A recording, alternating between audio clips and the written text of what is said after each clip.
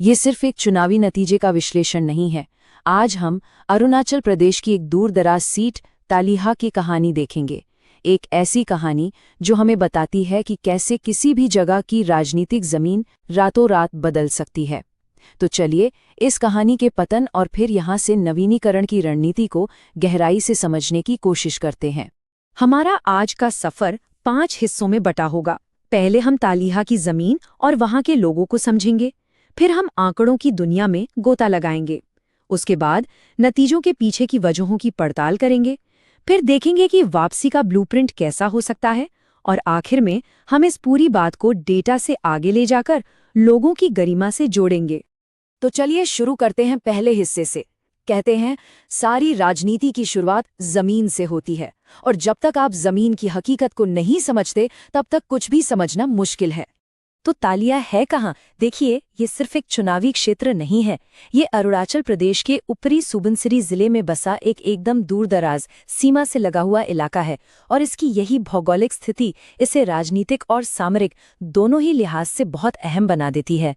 और इस जमीन का दिल है यहाँ के लोग। यहाँ ज्यादातर तागेन और गालोंग समुदाय के लोग रहते हैं। इनकी जिंदगी आज भी गांव और पारंपरिक खेती किसानी के इर्द गिर्द ही घूमती है।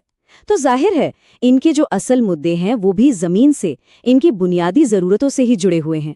और यहीं पर एक बहुत बड़ा विरोधाभास सामने आता है। एक तरफ तो बड़े बड़े वादे होते हैं, भारी निवेश की बातें होती हैं, और दूसरी तरफ हकीकत ये है कि कई गांव आज भी एक पक्की सड़क तक का इंतजार कर रहे हैं। और यही जो खाई है ना, वादों और हकीकत के बीच, यही यहाँ की पूरी राजनीति को तय करती है। चलिए अब जरा आंकड़ों पर नजर डालते हैं। कहते हैं ना, आंकड़े कभी झूठ नहीं बोलते, वो एक पूरी कहानी बयां करते हैं। देखते हैं कि तालिया के आंकड़े हमें क्या कहानी सुनाते हैं, वोटरों के मिजाज और राजनीतिक पार्टियों की किस्मत के बारे में। सबसे पहले देखिए मतदाताओं की संख्या। 2019 में सिर्फ 10,377। ये कोई बड़ा शहर नहीं है, ये एक छोटा आपस में जुड़ा हुआ समाज है। और ऐसी जगहों पर हर एक वोट की गिनती होती है, हर एक वोटर की पहचान होती है। यहाँ पर चुनावी गणित से ज्यादा रिश्ते मायने रखते हैं। अब ये आंकड़ा देखिए, 86% से भी ज्यादा, 86.57%। ये है यहाँ का वोटर टर्नआउट। इसका क्या मतलब है? इसका साफ मतलब है कि यहाँ के लोग राजनीति को बहुत गंभीरता से लेते हैं। जब उन्हें लगता है कि उनकी आवाज का कोई मतलब है तो वो वोट डालने जरूर निकलते हैं। ये एक बहुत ही जागरूक वोटर है। अब ये टेबल ये पूरी कहानी का सार है। जरा ध्यान से देखिए।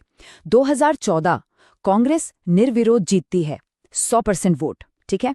और फिर सिर्फ 5 साल बाद 2019 में वही कांग्रेस 1.22% पर आ जाती है, 100 से सीधे 1 पर। ये एक राजनीतिक भूकंप से कम नहीं था। और दूसरी तरफ बीजेपी और उसके सहयोगी, जो 2014 में कहीं नहीं थे, वो सीधे लगभग 98% वोट ले जाते हैं। तो सवाल ये उठता है कि आखिर ऐसा क्या हुआ इन 5 सालों में? इतना बड़ा बदलाव कैसे आया? तो चलिए अब क्या हुआ से आगे बढ़कर क्यों हुआ की पड़ताल करते हैं। आइए इस नतीजे के पीछे के जो असली, जो ढांचागत कारण हैं, उनको समझने की कोशिश करते हैं। ये नतीजा असल में 2 संगठनों की कहानी है। एक तरफ थी कांग्रेस, जिसका संगठन जमीन पर लगभग खत्म हो चुका था। न कोई कार्यकर्ता, न कोई उम्मीदवार, मतलब ढांचा पूरी तरह से चरमरा गया था। और दूसरी तरफ थी बीजेपी और नेडा की मशीनरी। बूथ लेवल से लेकर घर घर तक उनके वॉलंटियर्स की पूरी एक फौज तैयार थी, एक मजबूत चेन। तो ये लड़ाई सिर्फ 2 पार्टियों की नहीं थी, ये एक मजबूत संगठन और एक लगभग गैर मौजूद संगठन के बीच थी। अब किसी भी वापसी की रणनीति बनाने के लिए आपको अपनी स्थिति का सही अंदाजा होना चाहिए। यानी आपकी ताकत क्या है, कमजोरी क्या है, मौके कहाँ हैं और खतरे क्या क्या हैं। तो यहाँ देखिए, ताकत एक पुराना नाम, एक विरासत। कमजोरी साफ है, संगठन नहीं है, पैसा नहीं है, और नेताओं के पार्टी बदलने से लोगों का भरोसा भी टूटा है। मौका कहाँ है? मौका उन मुद्दों में है जिनकी हमने बात की, सड़क, बिजली, स्कूल। और खतरा जाहिर है, सामने वाली पार्टी का दबदबा और उनके संसाधन। लेकिन देखिए, राजनीति और रणनीति सिर्फ चुनाव जीतने हारने का खेल नहीं है। इसके केंद्र में हैं लोग और उनसे किए गए वादे।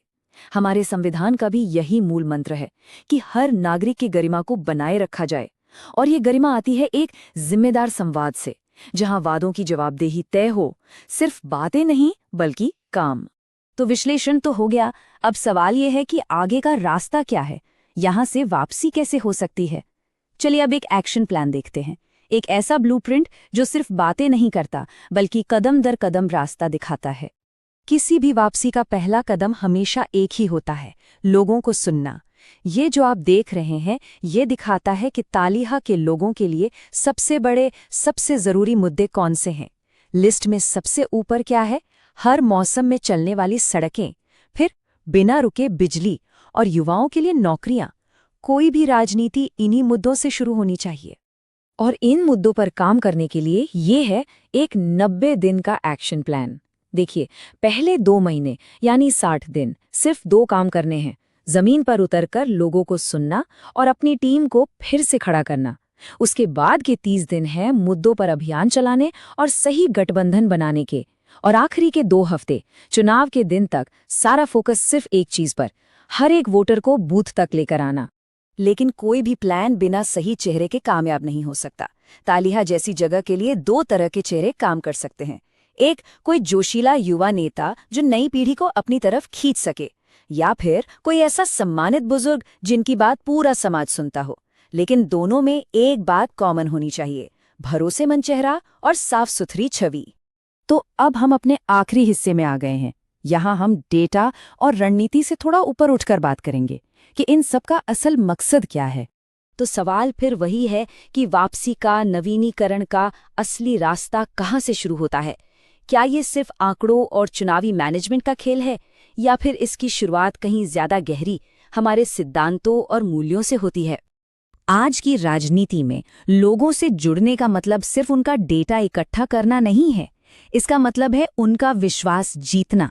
भारत के जो नए डेटा और प्राइवेसी कानून हैं, वो भी इसी बात पर जोर देते हैं कि आप किसी भी वोटर से उनकी सहमति से ही बात करें, उनकी निजता का सम्मान करें, जबरदस्ती या धोखे से नहीं।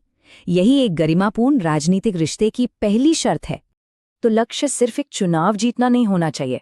असली लक्ष्य है एक ऐसा सिस्टम बनाना, एक ऐसा शासन देना जो लोगों को सच में फायदा पहुंचाए और जिससे उनका टूटा हुआ भरोसा वापस लौट सके।